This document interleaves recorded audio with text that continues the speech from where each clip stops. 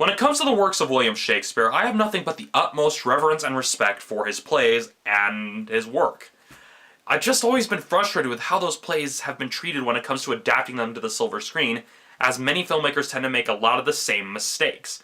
Don't get me wrong, the Kenneth Branagh versions are alright, and I've seen bits and pieces of the David Tennant Hamlet, and that was pretty good, but really, the biggest problem I have, a lot of it is seen in the Baz Luhrmann version of Romeo and Juliet. I mean, I have some friends who are like, oh yeah, that is so good.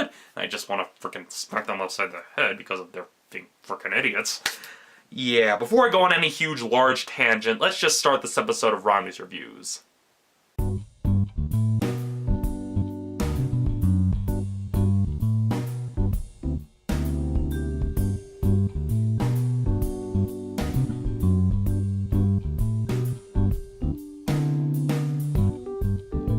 I'll be honest, I came into this film expecting the same static and hollow interpretation of Romeo and Juliet, with basically everything sounding like quotation and getting so caught up in the dialogue and what was being said as opposed to the emotions behind it.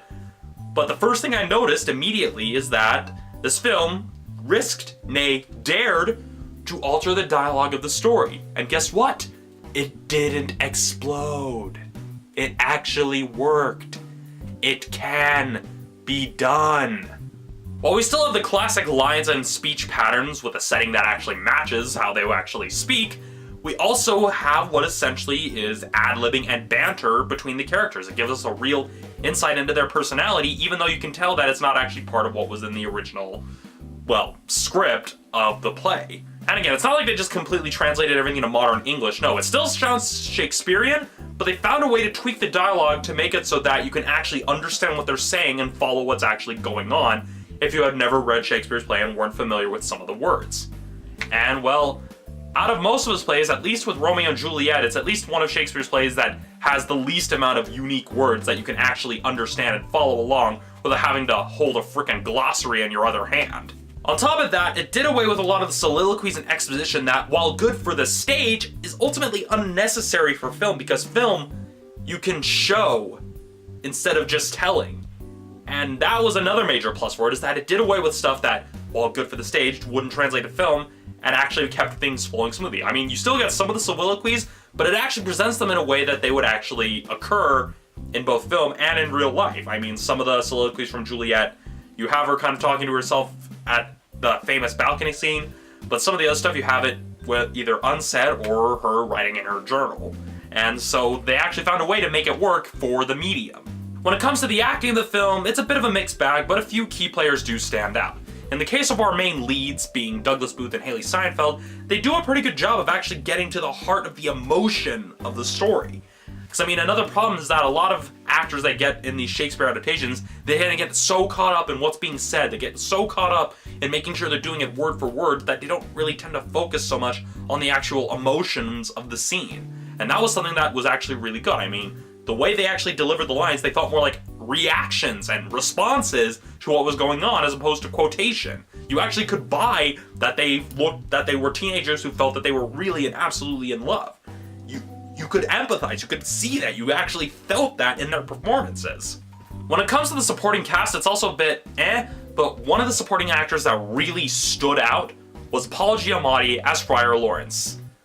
I mean, wow, he made a character that, at least in the versions of Romeo and Juliet that I've seen, that they've made them so kind of benevolent and just kind of meh, and he actually made him very believable and very relatable. I mean, he's a monk who does, like, spout off wisdom, but he also knows when to smack a whiny teenager upside the head when he won't shut up. I mean, that's what I really liked about it. I mean, he really put a lot into this performance, and it wasn't just a case of, oh yes, I'm just a friar who's off to the sideline trying to do stuff. No, it's just like, yeah, I'm a friar, I can offer some wisdom, if you'll please stop crying, I mean, okay.